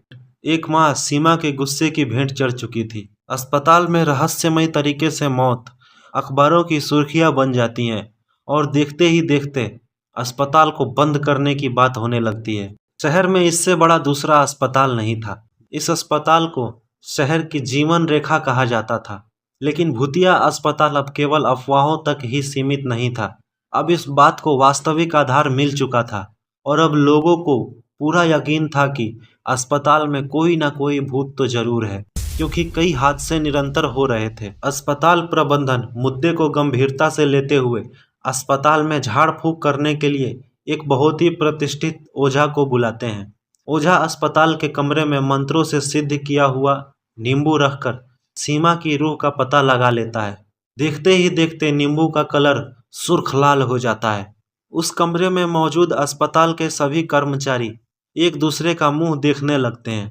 ओझा अस्पताल के कर्मचारियों से कहता है कि इस अस्पताल में एक दुखियारी माँ की आत्मा है जिसके बच्चे का गर्भपात किया गया था, इसलिए वो इस अस्पताल में किसी को भी माँ नहीं बनने देगी। अस्पताल प्रबंधन को सीमा के गर्भपात के बारे में कोई जानकारी नहीं थी, क्योंकि वह गर्भपात अनिल और उसके कंपाउंडर दोस्त ने गुप्त तरीके से किया था। सच्चाई का पता लगाने के लिए ओझा अपनी मंत्र शक्ति से सीमा की आत्मा को सबके सामने बुला लेता है। सीमा का भूतिया साया आते ही सभी चीजें इधर उधर बिखरने लगती हैं। टेबल कुर्सियां पलट जाती हैं और अचानक वह कंपाउंडर जिसने सीमा का गर्भपात किया था वो अजीब हरकतें करने लगता है। उसके स्वर बदल जाते हैं। ओझा तुरंत उसे बालों से पकड़कर वहीं बैठने को कहता है। दरअसल ओझा को पता चल चुका था कि सीमा की आत्मा इस कंपाउंडर के अंदर आ चुकी है। वह सीमा की रूह से पूछता है, बताओ किसने तुम्हारा गर्भपात किया था? हम उसे कानूनन सजा दिलाएंगे, लेकिन तुम इन मासूम बच्चों की हत्या मत करो। तभी वह कंपाउंडर जिसके अंदर सीमा की आत्मा थी जोर जोर से अपना ही नाम लेकर चिल्लाता है, अजय और अनिल, इन दोनों ने मेरी बच्ची की जिंदगी छीनी है, लेकिन उसके लिए मेरे ससुराल का पूरा परिवार जिम्मेदार है। जब तक इन सबको इनके गुनाहों की सजा नहीं मिलेगी तब तक मैं इस अस्पताल में किसी को भी चैन से नहीं जीने दूंगी, किसी को मां नहीं बनने दूंगी। अस्पताल प्रबंधन उस कंपाउंडर का सारा बयान रिकॉर्ड कर लेता है और इसी रिकॉर्डिंग के दौरान वह कंपाउंडर एक कैंची लेके अपने गले में ही घुसेड़ देता है और तुरंत जमीन पर गिरकर तड़पने लगता है। ओझा सीमा की आत्मा का इतना विकराल रूप देखकर कुछ पल के लिए सहम जाता है। तभी अस्पताल के कर्मचारी कंपाउंडर को तुरंत उठाकर आपातकालीन कक्ष ले जाते हैं, लेकिन बदकिस्मत से वह अपनी मौत से लड़ने में असफल हो जाता है। सीमा ने कंपाउंडर से तो अपना बदला ले लिया था, अब बारी थी अनिल और उसके परिवार की। कंपाउंडर की हत्या से मामला पुलिस के सामने आता है और रिकॉर्डिंग सुनने के बाद पुलिस अनिल और उसके परिवार के सभी सदस्यों को गिरफ्तार कर लेती है। फिर जाकर कहीं सीमा की आत्मा को शांति मिली। तो दोस्तों, कैसी लगी ये कहानी कमेंट करके ज़रूर बताएं। चलिए चलते हैं अपनी दूसरी कहानी की तरफ। दोस्तों, मैं उस रात को कभी नहीं भूल सकता। उस खौफनाक रात को जो मैंने महसूस किया था और जो मैंने देखा, उसके बाद शायद ही कोई जिंदा बचता, लेकिन भगवान की वजह से मैं बच गया। अगर मैं उस दिन को अपना दूसरा जन्मदिन मानूं तो कुछ गलत नहीं होगा। यह बात है शिमला की, जहां मैं अक्सर घूमने जाया करता था। इस बार भी मैं वहीं जा रहा था। अपनी कार में बैठे बैठे मैं वहां के सुहावने मौसम और वादियों के सपने देख रहा था। रास्ता काफ़ी लंबा था तो मैं बस अपनी कार चलाता ही जा रहा था। अल्मोड़ा आते ही तेज़ बारिश होना शुरू हो गई। मैंने अपनी कार की स्पीड कम कर ली, क्योंकि बारिश में उस रास्ते पर तेज़ कार चलाना अपनी मौत को दावत देना था। अब मेरी कार 60 किलोमीटर प्रति घंटे की स्पीड से चल रही थी। बारिश तेज होने के कारण सामने का रास्ता कुछ ठीक दिखाई नहीं दे रहा था। कुछ दूर चलने के बाद भी जब बारिश नहीं रुकी तो मैंने सोचा कि क्यों ना कार यहीं रोककर बारिश के रुकने का इंतज़ार करूं। मैंने अपनी कार साइड में रोकी और उसमें ही आराम करने लगा। बारिश का मौसम होने के कारण मुझे नींद आ गई और मैं वहीं सो गया। अचानक एक आवाज़ से मेरी नींद खुली। मैंने देखा विंडो पर एक औरत अपने बच्चे के साथ खड़ी है और एकटक मुझे ही देख रही है। उस औरत ने सफ़ेद रंग की साड़ी पहन रखी थी आंखों के नीचे काले घेरे पड़ चुके थे। हाथ में एक कटोरा लिए वो मुझे ही देखे जा रही थी। उस तेज बारिश में वो और उसका बच्चा भीग रहे थे। मुझे लगा कि शायद इनको भूख लगी होगी। मैंने अपने वॉलेट से कुछ पैसे निकाले और उस कटोरे में डाल दिए। वो बिना कुछ कहे वहाँ से चली गई। मैं अपनी कार से नीचे उतरा, उस औरत का पीछा करने लगा। मैंने देखा कि उसने एक दुकान से कुछ खाने के लिए लिया और कोने में जाकर खाने लगी। मुझे वो थोड़ा अजीब लगा। मैं उस औरत के पास गया और बोला, तुम्हारा कोई घर नहीं है और ये तुम अपने बच्चे के साथ इतनी बारिश में यहाँ क्या कर रही हो? औरत ने मेरी तरफ एक अजीब सी निगाह करते हुए कहा, नहीं, मेरा कोई घर नहीं है, मैं यहीं सड़क के किनारे रहती हूँ। मैंने उससे कहा, अच्छा ठीक है। उस औरत ने फिर मुझसे पूछा, साहब क्या आपकी गाड़ी ख़राब हो गई है? मैंने कहा नहीं, इतने तेज़ बारिश में आगे जाने से अच्छा मैंने यहीं रुकने का फ़ैसला किया है। औरत ने पूछा, साहब आपको कहाँ जाना है? मैंने कहा शिमला जाना है, लेकिन ये बारिश। उस औरत ने कहा कि साहब आप एक कच्चे रास्ते से जा सकते हैं जो सीधा शिमला की तरफ जाता है। मैंने हैरानी से पूछा, तुम्हें कैसे पता? औरत ने कहा, मैं यहाँ कई सालों से रह रही हूँ, इसलिए मुझे यहाँ के बारे में सारे रास्ते पता हैं। आप मेरी बात मानिए, उसी कच्चे रास्ते से चले जाइए। मैंने उस पर भरोसा कर लिया, ये सोचकर कि शायद इसे यहाँ के रास्ते के बारे में पता होगा। मैं अपनी कार में बैठा और कच्चे रास्ते की तरफ चलने लगा। मैंने ये रास्ता पहली बार देखा था, क्योंकि जब भी मैं यहाँ आया था सड़क से ही आया गया था। मैं धीरे धीरे आगे बढ़ने लगा। रास्ते को बीचों बीच आकर अचानक मेरी कार रुक गई। उस सुनसान रास्ते में मेरे अलावा और कोई नहीं था, न ही दूर दूर तक कोई दिखाई दे रहा, और ऊपर से मेरी गाड़ी भी खराब हो गई। मैंने सोचा कहीं मैं गलत रास्ते पर तो नहीं आ गया। इतना सोच ही रहा था कि तभी मैंने देखा कि अंधेरे में दूर एक साया खड़ा है। मुझे लगा कि मेरे अलावा कोई और भी यहाँ फंस गया, और वो साया धीरे धीरे मेरी तरफ आने लगा। लेकिन जब मैंने उसे देखा तो मेरे पसीने छूट गए। मैंने देखा कि ये तो वही औरत है जिसने मुझे ये रास्ता बताया था, लेकिन वो मुझसे पहले यहाँ तक कैसे पहुँच सकती है? मैं उसे देखकर बहुत डर गया। वो औरत मेरे बहुत करीब आ चुकी थी और एक बहुत अजीब सी निगाहों से मुझे देखते हुए बोली, साहब क्या हुआ, गाड़ी खराब हो गई क्या? मैंने कहा, नहीं ऐसा कुछ नहीं है, तुम यहाँ मुझसे पहले कैसे पहुँच गई? उस औरत ने हंसते हुए कहा, मैंने कहा था ना, मैं यहीं रहती हूँ और मुझे यहाँ के रास्ते के बारे में सब कुछ पता है, मैं कहीं भी आ जा सकती हूँ। इतना बोलते ही वो औरत अचानक गायब हो गई। अब तो मेरे हाथ पैर कांपने लग गए। मैंने जल्दी से अपनी कार ठीक करने की कोशिश की और उसमें बैठ गया। भगवान का धन्यवाद मानकर कार स्टार्ट की और चलाने लगा। कुछ ही दूरी पर चलने के बाद मेरे होश उड़ गए। मैंने अपने फ्रंट मिरर में बैक सीट पर उसी औरत को देखा। गाड़ी रोककर जैसे ही मैंने पीछे देखा, वहाँ कोई नहीं था।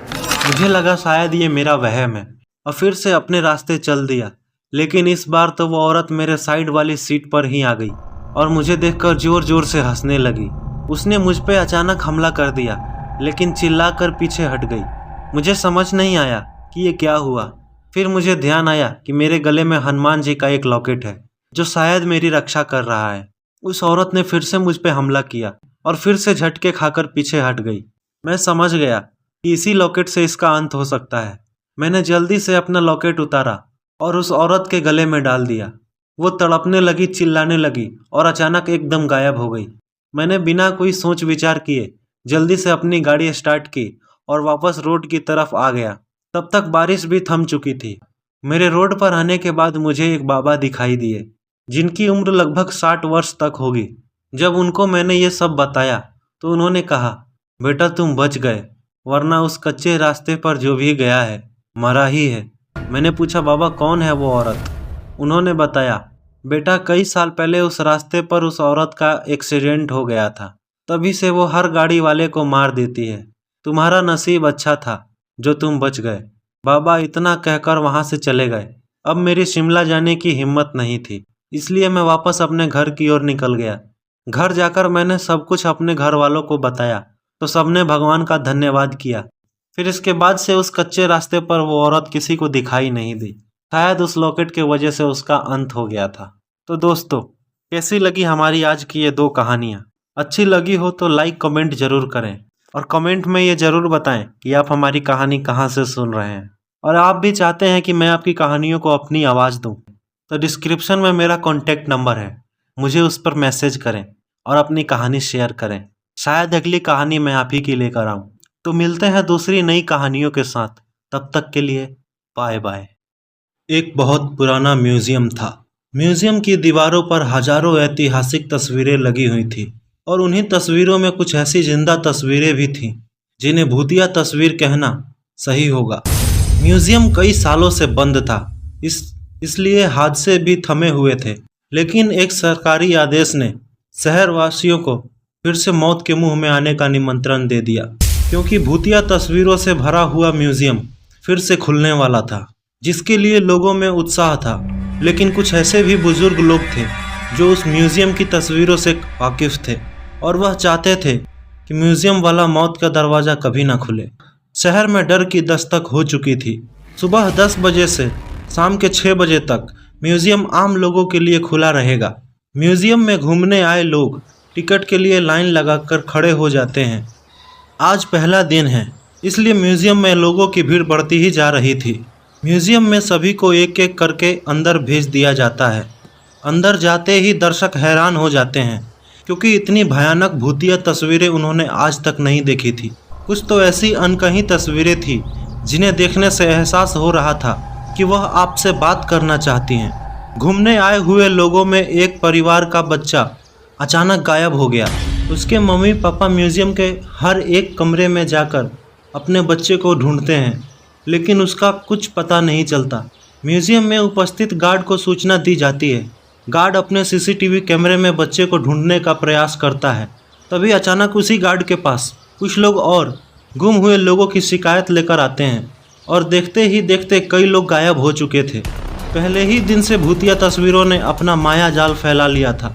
इतने सारे लोगों के गायब होने से सिक्योरिटी गार्ड परेशान हो जाता है। वह पुलिस को सूचित करता है। कुछ ही पल में पुलिस की कई गाड़ियां म्यूजियम के बाहर पहुंच जाती हैं। खबर इतनी बड़ी थी कि मीडिया भी मौके पर अपनी जगह ले लेती है। म्यूजियम का चप्पा चप्पा छानने के बाद भी गायब हुए लोगों का कुछ पता नहीं चलता और ना ही कोई सबूत मिलता है। तभी एक पुलिस ऑफिसर की नज़र दीवार पर लगी हुई भूत की एक तस्वीर पर जाती है, जिसमें एक व्यक्ति पेड़ से उल्टा लटका होता है और उसके पीछे एक भूतिया औरत दिख रही होती है। पुलिस ऑफिसर म्यूजियम में उपस्थित गार्ड से कहते हैं, क्या यह तस्वीर पहले भी लगी थी? गार्ड को म्यूजियम के बारे में ज़्यादा जानकारी नहीं थी, इसलिए वह म्यूजियम में व्यवस्था रखने वाले एक व्यक्ति से म्यूजियम की तस्वीरों के बारे में जांच पड़ताल करते हैं और उन्हें पता चलता है कि यह तस्वीर कई 100 साल से पहले की है। पुलिस ऑफिसर को लगता है कि उस ज़माने में आज की तरह दिखने वाले लोग नहीं थे, तो तस्वीर में भी नहीं होने चाहिए। तभी पुलिस ऑफिसर कुछ और तस्वीरों पर नज़र घुमाते हैं। सभी तस्वीरों में आज के ज़माने की कोई ना कोई व्यक्ति नज़र आ रहा था। तस्वीरों में कैद व्यक्ति वही लोग होते हैं जो म्यूजियम में घूमने आए थे। यह मामला पुलिस के पहुंच से ऊपर था। भूत विशेषज्ञ व्यक्ति को बुलाया जाता है। भूत विशेषज्ञ अपने तकनीक के माध्यम से म्यूजियम में भूतों के होने का पुष्टि करता है और यह भी बताता है कि यह जो भी भूतिया तस्वीरें लगी हैं वह किसी इंसान की बनाई हुई नहीं है, बल्कि एक पुरानी महल से प्राप्त हुई थी। ऐतिहासिक अफवाहों के अनुसार इन तस्वीरों को एक जादूगर ने राजा के कहने पर बनाया था, जिसमें उसने राजा के दुश्मनों को जिंदा ही अपनी मंत्रों की शक्ति से तस्वीरों में कैद कर दिया और उन तस्वीरों को महल के तहखाने में हमेशा के लिए सुरक्षित कर दिया गया। लंबे समय के बाद ये भूतिया तस्वीरें म्यूजियम तक पहुंची हैं और तस्वीरों में मौजूद इंसान जो उस राजा के दुश्मन थे वो भूत बन चुके थे। वह तस्वीर से बाहर आना चाहते हैं, जिसके लिए उन्होंने हमारी दुनिया से एक एक व्यक्ति को चुना है और उन्हीं व्यक्तियों के शरीर के जरिए यह हमारी दुनिया में आ सकते हैं। भूत विशेषज्ञ की बात सुनकर वहां मौजूद सभी लोग घबरा उठे और अपने परिवार वालों के लिए दुखी होकर रोने लगते हैं। तभी भूत विशेषज्ञ बताते हैं कि तस्वीरों में कैद व्यक्तियों को बाहर निकालने का एक ही तरीका है। हमें उन तस्वीरों से हर उस इंसान को मिटाना होगा जो हमारी दुनिया से गया है। यह काम बस कुछ ही सेकंडों में करना होगा। पुलिस ऑफिसर भूत विशेषज्ञ से पूछते हैं, इतनी जल्दी किसी की तस्वीर मिटाना संभव नहीं है, आप बताइए कैसे होगा? भूत विशेषज्ञ बताते हैं कि विज्ञान ने बहुत तरक्की कर ली है। हमें एक ऐसे केमिकल की ज़रूरत है जो 1 सेकंड में किसी भी पेपर से रंगों को हटा सके, और किस्मत से उन्हें ऐसा एक केमिकल मिल भी जाता है जिसमें सभी तस्वीर में फंसे लोगों की तस्वीरों को मिटा जा सकता है। लेकिन चुनौती तो सभी तस्वीरों को एक साथ मिटाने की थी। भूत विशेषज्ञ पुलिस ऑफिसर से कहते हैं, जितने भी तस्वीरों में लोग फंसे हैं उनके सामने आप अपना एक एक पुलिस का जवान खड़ा कर दें, ताकि सभी के हाथ में केमिकल पाउडर देकर एक साथ लोगों की तस्वीरों पर फेंका जा सके और उन्हें मिटाई जा सके। पुलिस ऑफिसर अपने सभी जवानों को एक एक तस्वीर के आगे खड़ा कर देते हैं और सभी के हाथों में वो पाउडर दे देते हैं। सभी को निर्देश दिए जाते हैं कि गोली की आवाज़ से आप लोगों को पाउडर उसी तस्वीर पर फेंकना है जिसे हम मिटाना चाहते हैं। और भूत विशेषज्ञ का इशारा मिलते ही पुलिस ऑफिसर गोली चला देता है और देखते ही देखते पुलिस के सभी जवान पाउडर तस्वीरों में फेंकना शुरू कर देते हैं। इससे म्यूजियम के अंदर धुआं फैल जाता है और कुछ भी दिखाई नहीं देता। कुछ ही पलों में जैसे ही दिखना शुरू होता है, लोगों के चेहरे में खुशी की चमक आ जाती है। तस्वीरों के सामने गुमा हुआ हर शख्स खड़ा होता है। सभी अपने अपने रिश्तेदारों को देखकर झूम उठते हैं। भूत विशेषज्ञ ने सभी को तस्वीरों से आज़ाद करा दिया था। एक एक करके सभी को म्यूजियम से बाहर निकाला जाता है, लेकिन अचानक एक व्यक्ति के सर में गोली लग जाती है और लोगों की चीख से अफरा तफरी मच जाती है और देखते ही देखते कई गोलियां चलना शुरू हो जाती हैं। लोगों को कुछ समझ में नहीं आता। इससे पहले कुछ लोगों की जान चली जाती, पुलिस ऑफिसर मोर्चा संभालते हुए भूत विशेषज्ञ के पास आते हैं। उन्हें कुछ समझ नहीं आता, क्योंकि गोलियां चलाने वाले लोग पुलिस के जवान ही होते हैं। पुलिस ऑफिसर भूत विशेषज्ञ से पूछते हैं, मेरे ही लोग इतने उग्र कैसे हो गए जो कि आम जनता को गोलियां मार रहे हैं? भूत विशेषज्ञ के सामने नई समस्या खड़ी हो जाती है। धीरे धीरे जब धुआं कम होता है तो 100-150 पुलिस के नौजवान अपने हाथों में बंदूक लिए एक लाइन में खड़े धड़ाधड़ गोलियां चला रहे होते हैं। किसी को कुछ समझ में नहीं आता कि ये क्या हो रहा है। भूत विशेषज्ञ के मन में अंदेशा तो था ही कि आत्माएं अब पुलिस के जवानों के शरीर के अंदर जा चुकी हैं, लेकिन उन्हें बाहर निकालने का तरीका उसे पता नहीं था। भूत विशेषज्ञ पुलिस ऑफिसरों को म्यूजियम के बाहर ले जाने को कहता है, ताकि म्यूजियम बाहर से बंद किया जा सके। पुलिस ऑफिसर गोलियों से बचते हुए भूत विशेषज्ञ को म्यूजियम के बाहर सुरक्षित निकाल लेते हैं और म्यूजियम का दरवाज़ा बंद कर दिया जाता है। कुछ ही देर में गोलियां चलना तो बंद हो जाती हैं, लेकिन इस घटना ने शासन के म्यूजियम खोलने के फैसले पर सवाल खड़ा कर दिया था। अब म्यूजियम में भूतिया तस्वीरें तो नहीं थी, लेकिन जिंदा भूत जरूर आ चुके थे और उसी के साथ ये कहानी खत्म की जाती है। तो दोस्तों, क्या हुआ होगा उन नौजवानों का? क्या भूतों ने उन्हें हमेशा के लिए जकड़ लिया होगा या उन्हें भी मार दिया होगा? कुछ कहा नहीं जा सकता। उन भूतिया तस्वीरों को तो हमेशा के लिए मिटा दिया गया, लेकिन उन तस्वीरों में के भूत जो पुलिस के नौजवानों के अंदर कैद हैं, क्या वो फिर कभी बाहर निकलेंगे? क्या वो फिर मौत का सैलाब लाएंगे? मिलते हैं इसके अगले पार्ट के साथ। ये कहानी कैसी लगी कमेंट करके ज़रूर बताएं। वीडियो अपने दोस्तों को शेयर ज़रूर करें, और अगर आप भी चाहते हैं कि मैं अपनी कहानी में आपकी कहानियाँ भी शामिल करूं, आपकी आप बीती लोगों को सुनाऊं, तो डिस्क्रिप्शन में मेरा कॉन्टैक्ट नंबर है, उस पर व्हाट्सएप ज़रूर करें। मिलते हैं अगली कहानी के साथ, तब तक के लिए बाय बाय। हेलो दोस्तों, हॉरर स्टोरी में आपका फिर से स्वागत है। अगर आप चैनल पर नए हैं तो जल्दी से चैनल को सब्सक्राइब कर दीजिए, ताकि क्रीपी पॉइंट्स यूट्यूब चैनल पर आने वाली हर कहानी आप तक पहुंच सके। और अगर आप भी अपनी कहानी हमें भेजना चाहते हैं तो मेरे व्हाट्सएप नंबर पर मैसेज करें। तो चलिए चलते कहानी की तरफ। महाराष्ट्र राज्य के नांदेड़ ग्राम के निकट रायपुर इलाके में आज भी खून की प्यासी डायनों का बसेरा है। स्थानीय लोगों का मानना है कि यहाँ रात में गुजरने वाले लोगों को डायन पहले तो अपने वश में करती लेती है और बाद में उस इंसान का खून पीकर स्वयं को अमर करती हैं। वहाँ माना जाता है कि यह इलाका डायनों का है। यहाँ पर इंसान का कदम रखना खतरे से खाली नहीं है। और अगर आप वहां पर गए तो किसी तरह की गलती आपके लिए काफी नुकसानदायक साबित हो सकती है।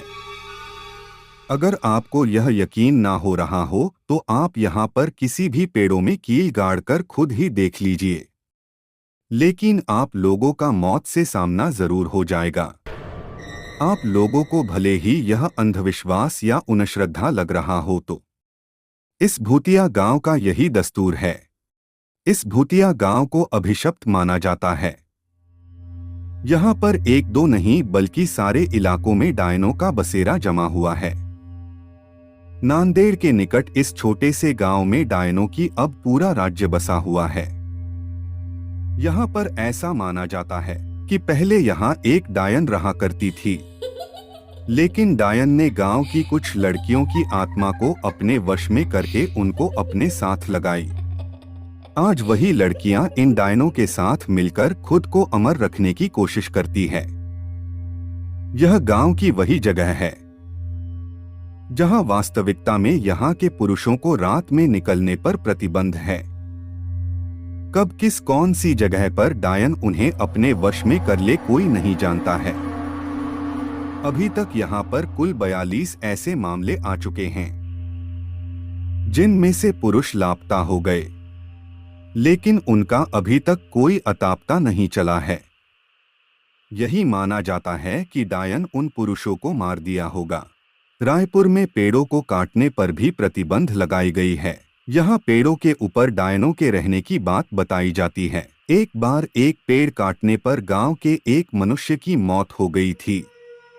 तब से ही माना जाता है कि डायन का पेड़ काटने पर ही उसकी मौत हुई। यहाँ पर एक टूटी हुई हवेली के अंदर एक छोटी सी कोठरी है जिसमें कोई भी नहीं आता जाता है, और माना जाता है कि इस अंधेरी कोठरी में जो भी गया वो वापस कभी लौट कर नहीं आया है।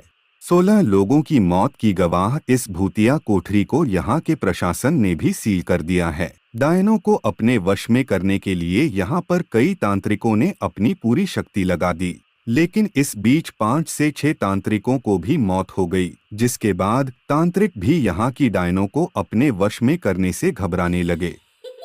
कहा जाता है कि गांव में हर अमावस्या और पूर्णिमा की रात को कोई बाहर नहीं निकल। हालांकि यह काफी पुरानी बात है। अब लोग अपने घरों को अच्छे से बंद करके घरों में रहते हैं।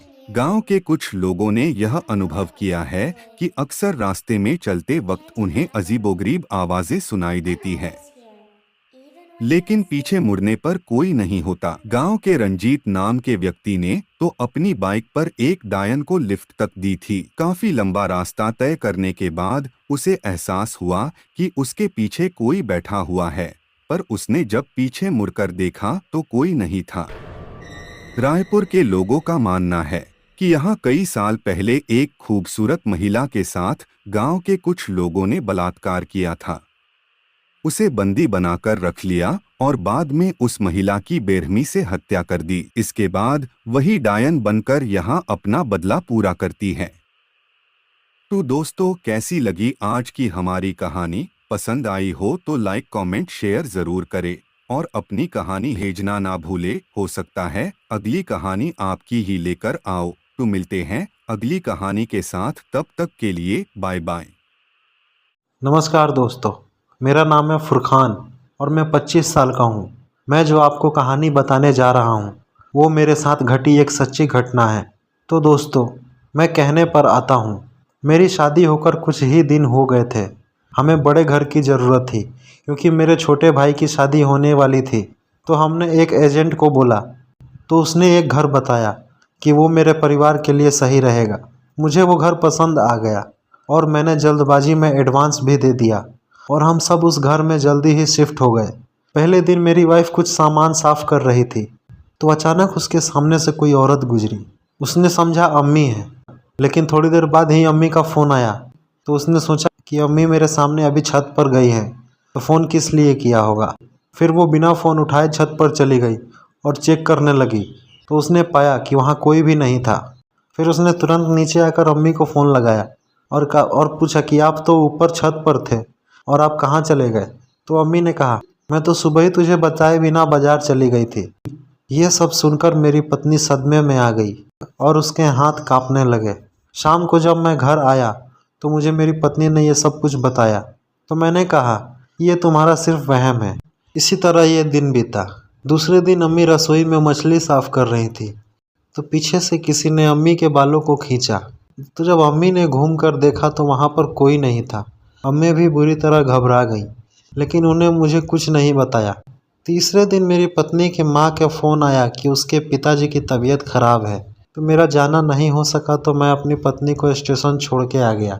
रात को जब अपने बेडरूम में सो रहा था तो मुझे नींद नहीं आ रही थी। जब मैं उठने लगा तो मैं उठ नहीं पाया, जैसे किसी रूहानी ताकत ने मुझे रोक रखा हो।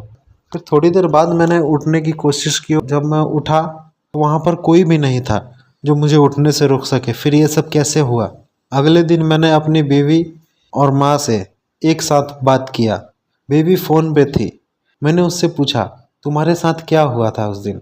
उसने मुझे सब बताया कि मैंने अम्मी को छत पे जाते देखा, लेकिन जब मैं छत पे गई तो वहाँ कोई नहीं था, बल्कि अम्मी तो बाज़ार में गई थी। फिर ये बात सुनकर मेरी अम्मी ने भी बताया कि मैं भी जब मछली साफ़ कर रही थी तो कोई मेरे बालों को खींच के भागा था, लेकिन जब मैं पलटी तो कोई भी नहीं दिखा।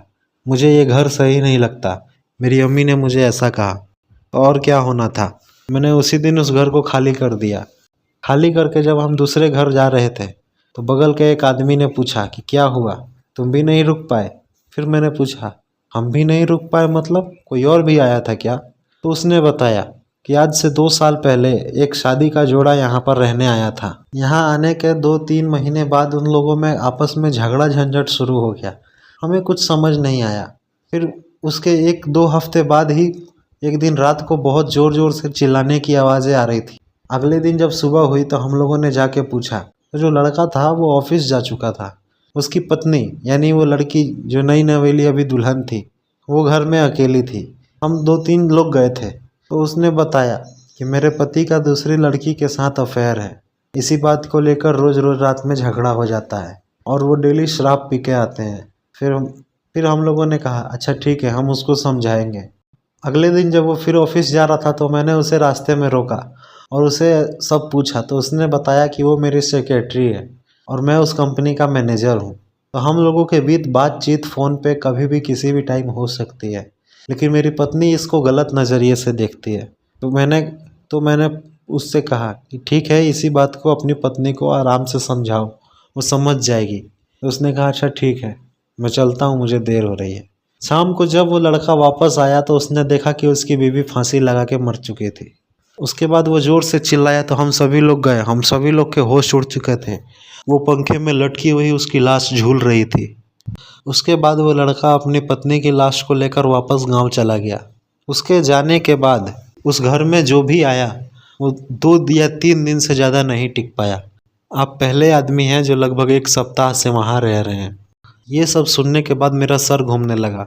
मैंने मन ही मन सोचा कि अच्छा ही हुआ जो वक्त रहते हमने उस घर को खाली कर दिया, वरना ना जाने क्या हो जाता।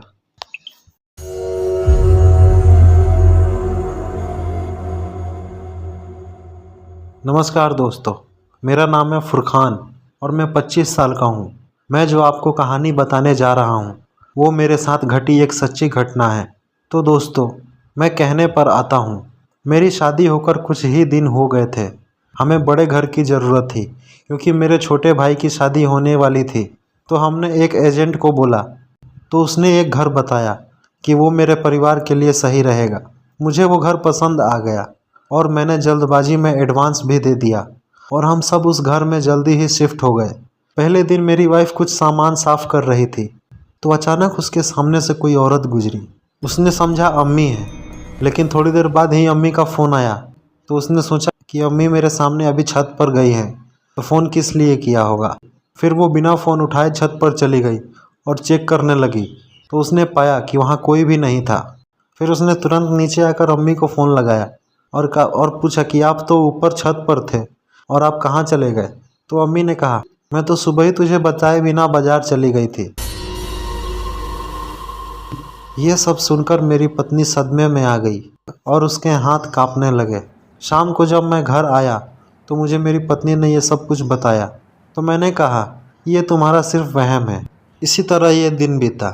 दूसरे दिन अम्मी रसोई में मछली साफ़ कर रही थी तो पीछे से किसी ने अम्मी के बालों को खींचा।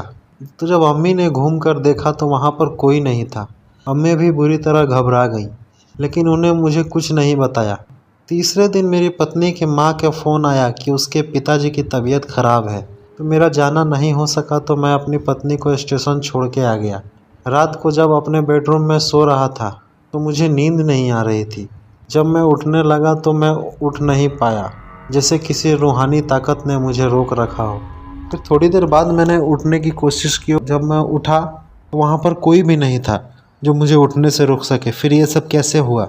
अगले दिन मैंने अपनी बीवी और माँ से एक साथ बात किया। बीवी फ़ोन पे थी। मैंने उससे पूछा, तुम्हारे साथ क्या हुआ था उस दिन? उसने मुझे सब बताया कि मैंने अम्मी को छत पे जाते देखा, लेकिन जब मैं छत पे गई तो वहाँ कोई नहीं था, बल्कि अम्मी तो बाज़ार में गई थी। फिर ये बात सुनकर मेरी अम्मी ने भी बताया कि मैं भी जब मछली साफ़ कर रही थी तो कोई मेरे बालों को खींच के भागा था, लेकिन जब मैं पलटी तो कोई भी नहीं दिखा। मुझे ये घर सही नहीं लगता, मेरी अम्मी ने मुझे ऐसा कहा। तो और क्या होना था, मैंने उसी दिन उस घर को खाली कर दिया। खाली करके जब हम दूसरे घर जा रहे थे तो बगल के एक आदमी ने पूछा कि क्या हुआ, तुम भी नहीं रुक पाए? फिर मैंने पूछा, हम भी नहीं रुक पाए मतलब कोई और भी आया था क्या? तो उसने बताया कि आज से 2 साल पहले एक शादी का जोड़ा यहाँ पर रहने आया था। यहाँ आने के 2-3 महीने बाद उन लोगों में आपस में झगड़ा झंझट शुरू हो गया। हमें कुछ समझ नहीं आया। फिर उसके 1-2 हफ्ते बाद ही एक दिन रात को बहुत ज़ोर ज़ोर से चिल्लाने की आवाज़ें आ रही थी। अगले दिन जब सुबह हुई तो हम लोगों ने जाके पूछा तो जो लड़का था वो ऑफिस जा चुका था। उसकी पत्नी यानी वो लड़की जो नई नवेली अभी दुल्हन थी, वो घर में अकेली थी। हम 2-3 लोग गए थे तो उसने बताया कि मेरे पति का दूसरी लड़की के साथ अफेयर है। इसी बात को लेकर रोज़ रोज़ रात में झगड़ा हो जाता है और वो डेली शराब पी के आते हैं। फिर हम लोगों ने कहा अच्छा ठीक है, हम उसको समझाएंगे। अगले दिन जब वो फिर ऑफिस जा रहा था तो मैंने उसे रास्ते में रोका और उसे सब पूछा। तो उसने बताया कि वो मेरी सेक्रेटरी है और मैं उस कंपनी का मैनेजर हूँ। तो हम लोगों के बीच बातचीत फ़ोन पे कभी भी किसी भी टाइम हो सकती है, लेकिन मेरी पत्नी इसको गलत नज़रिए से देखती है। तो मैंने उससे कहा कि ठीक है, इसी बात को अपनी पत्नी को आराम से समझाओ, वो समझ जाएगी। तो उसने कहा अच्छा ठीक है, मैं चलता हूँ, मुझे देर हो रही है। शाम को जब वो लड़का वापस आया तो उसने देखा कि उसकी बीवी फांसी लगा के मर चुकी थी। उसके बाद वो ज़ोर से चिल्लाया तो हम सभी लोग गए। हम सभी लोग के होश उड़ चुके थे। वो पंखे में लटकी हुई उसकी लाश झूल रही थी। उसके बाद वो लड़का अपनी पत्नी की लाश को लेकर वापस गांव चला गया। उसके जाने के बाद उस घर में जो भी आया वो 2 या 3 दिन से ज़्यादा नहीं टिक पाया। आप पहले आदमी हैं जो लगभग 1 सप्ताह से वहाँ रह रहे हैं। ये सब सुनने के बाद मेरा सर घूमने लगा। मैंने मन ही मन सोचा कि अच्छा ही हुआ जो वक्त रहते हमने उस घर को खाली कर दिया, वरना ना जाने क्या हो जाता। यह कहानी एक डायन की है। इस कहानी का नाम काली डायन है। दोस्तों, मैंने ये कहानी बनाकर नहीं लिखी। यह कहानी एक सच्ची घटना पर आधारित है जो कि मैंने अपनी दादी से सुनी है और बहुत पुरानी है। कुछ लोगों का मानना है कि भूतों का कोई अस्तित्व नहीं होता। आप लोग जानते हैं भगवान का अस्तित्व होता है, तो भूतों को क्यों नहीं। सभी ने रामायण और महाभारत जैसे ग्रंथों में पढ़ा या किसी ने सुना होगा कि भगवान जब इस धरती पर थे तब भी भूत पिशाच हुआ करते थे। भगवान निराकार है। निराकार का अर्थ होता है जिसका कोई आकार नहीं होता। जो लोग जिस रूप में भगवान को पूजते हैं, भगवान उसी रूप में उसे दिखाई देते हैं। तो प्रेम से बोलिए भक्त और भगवान की जय। और समय व्यर्थ ना करते हुए मैं आपको अपनी कहानी की ओर ले चलता हूँ। बहुत पुरानी बात है। तब पानी के ज़्यादा साधन नहीं हुआ करते। लोग कुएं, बावड़ी, तालाब आदि से पानी पिया करते थे। तो यह कहानी भी एक तालाब की है जो कि उस काली डायन के जादू से अमृत से जहर बन गया था। यह डायन कैसे बनी, कैसे इस तालाब का पानी विष बन गया, यह कहानी आपको बताता हूँ। एक गांव में एक औरत का कोई बच्चा नहीं था। वह औरत गांव के मुखिया की पत्नी थी। उसके शादी को काफ़ी समय हो गया था। सब लोग उसे बांझ कहा करते थे। सारे गांव वाले उसका मुंह भी नहीं देखना चाहते थे। कहते थे कि इसका मुंह देख लिया तो पूरा दिन बेकार चला जाएगा। पर मुखिया की पत्नी थी, इसलिए लोग थोड़ी बहुत बातचीत कर लिया करते थे। एक दिन गांव में एक फकीरा बाबा भिक्षा मांगते हुए आए।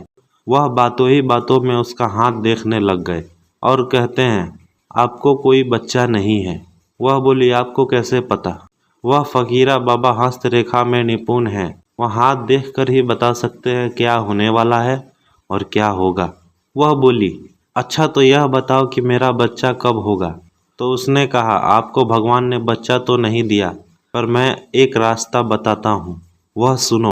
अमावस्या की रात को किसी एक ऐसे लड़के की बलि पीपल के पेड़ के नीचे दो जो अपने माँ बाप का इकलौता पुत्र हो, और उसके खून से अपने बाल धोना। फिर कहना, ए प्यासी आत्माओं, यह बलि मेरी तरफ से स्वीकार करो और मुझे एक पुत्र दे दो। एक लोटे में उस कुएं का पानी भरकर उसमें उसके शरीर की 2 बूंद मिलाकर खुद पी लेना और लड़के के सिर के बाल अपनी साड़ी की गांठ में बांध लेना। तुम्हें अवश्य एक पुत्र होगा। इतना कहकर वह वहां से भिक्षा लेकर चले गए।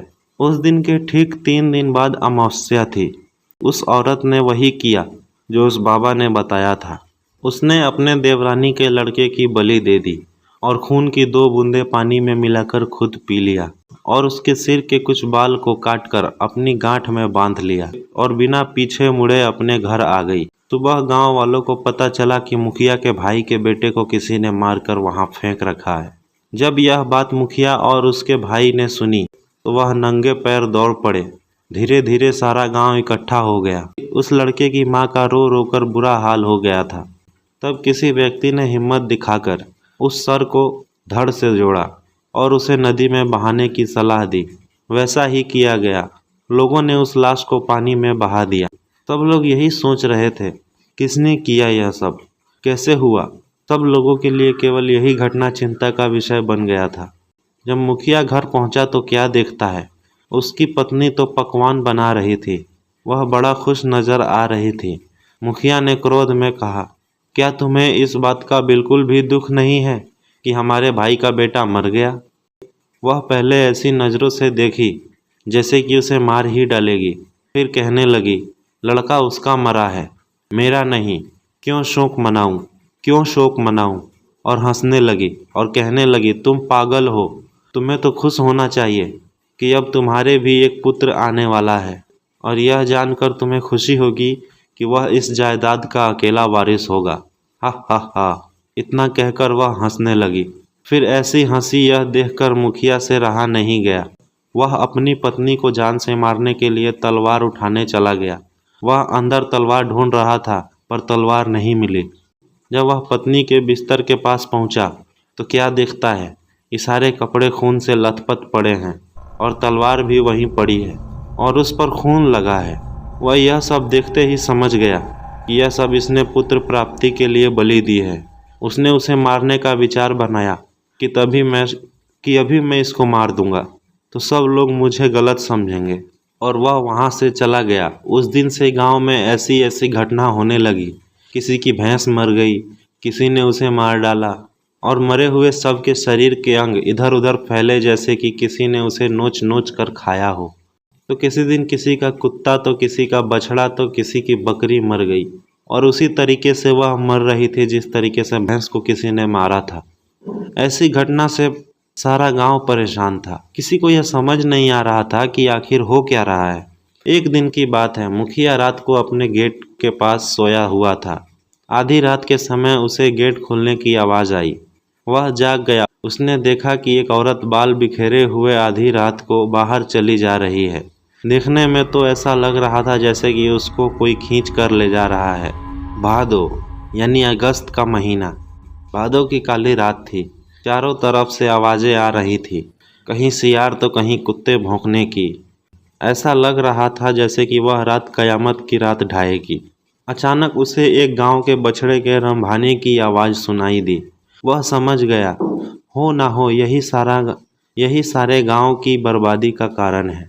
मुखिया के दिमाग में एक आइडिया आया कि क्यों न मैं चलकर देखूं कि यह कहाँ जाती है। वह उठकर चल दिया।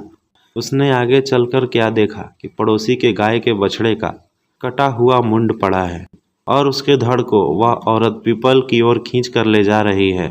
और ले जाकर उसने वही शब्द दोहराया, यह लो प्यासी आत्माओं, मैं तुम्हारे लिए भोजन लाई हूँ। मुखिया यह सब नीम के पेड़ से छुपकर देख रहा था। एकदम से वह क्या देखता है कि 4 काली छाया वहां प्रकट हुई। देखते ही देखते वह ऐसे भयानक शरीर में बदल गई कि उन्हें देखकर मुखिया के शरीर के रोए खड़े हो गए। उनके ये बड़े बड़े दांत, लाल लाल आंखें, शरीर पूरा जला हुआ, बड़े बड़े नाखून। आंखें तो ऐसे चमक रही थीं कि बार बार बदलने वाली लाइट जैसे जल रही हो।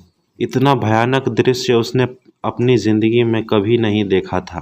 वह क्या देखता है कि वह चारों भूत और उसकी पत्नी उस लाश को खाने लगी, दोनों हाथों से लपालप, जैसे कि कोई भूखा व्यक्ति खाने पर टूट पड़ता है। यह सब देखकर मुखिया के पैर के नीचे की जमीन खिसक गई कि उसकी पत्नी एक डायन है। जब उन्होंने सारे मांस को नोच नोच कर खा डाला, तब उसने एक भूत की बात सुनी। बस 3 दिन बाद फिर अमावस्या है और हमारी शक्ति उस दिन बढ़ जाएगी। तब हम तुम्हें पूरी शक्ति सौंप देंगे और तुम अपनी मर्जी से कुछ भी कर सकती हो। तुम गांव वालों को अपनी उंगली पर नचा सकती हो। उसने यह सब सुनकर सारे गांव को चोरी चोरी जगा करके कहा, देखो मैं तुम्हें बताता हूँ कि तुम्हारी बर्बादी एक डायन की वजह से हुई है। और सबसे कहा कि अपनी अपनी लाठी उठाओ और चलो मेरे साथ। आज उस डायन का अंत हम सब मिल के करेंगे। और सब भागते हुए उस पीपल की ओर चल दिए। सारे गांव को अपनी तरफ आते देख सारे भूत तो गायब हो गए, पर वह डायन खड़ी रह गई। मुखिया की पत्नी को इस हालत में देखकर सारे गांव वालों के तो होश उड़ गए और वह रुक गए। मुखिया ने कहा, खड़े क्यों रह गए? यह तुम्हारी मालकिन नहीं, डायन है, डायन। और यह बोलते हुए सब उसे लाठी से मारने लगे। मुखिया ने कहा, खड़े क्यों रह गए? यह तुम्हारी मालकिन नहीं, डायन है, डायन। और यह बोलते हुए सब उसे लाठियों से मारने लगे। वह अपनी जान बचाकर भागी और भाग उस कुएं में जा गिरी। उसकी साड़ी ऊपर अटक गई और वह चिल्लाने लगी, बचाओ बचाओ। सारे गांव वालों ने कहा, इसे सजा अपने आप मिलेगी, लटकी रहने दो इसे। वह चिल्लाती रही। सारे लोग उसका यह तमाशा देख रहे थे। वह चीखती रही, चिल्लाती रही, मुझे ऊपर निकालो, मुझे पानी पिलाओ। पर किसी ने उसकी सहायता नहीं की। पर वो बार बार यही बोलती रही कि मैं तुम सब गांव वालों को बर्बाद कर दूंगी। एक एक को मैंने पानी के लिए नहीं तरसाया तो मेरा नाम भी काली डायन नहीं। यही नाम दिया है ना तुमने मुझे, मैं तुम्हें छोड़ूंगी नहीं। 2 दिन तक उसकी लाश यूं ही लटकी रही। तीसरे दिन अमावस्या थी। उस दिन रात के बाद उस लाश का पता नहीं चला कि वह लाश कहाँ गई, जबकि कुआं बिल्कुल सूखा हुआ था। दोस्तों, आज के लिए बस इतना ही। आगे की कहानी मैं अगली वीडियो में लिख के भेजूंगा। तब तक के लिए इस कहानी को ज़रूर शेयर करें। अच्छा लगे तो लाइक कमेंट ज़रूर करें और हमारी बाकी की कहानियों को भी ज़रूर सुनें। मिलते हैं अपनी अगली कहानी के साथ।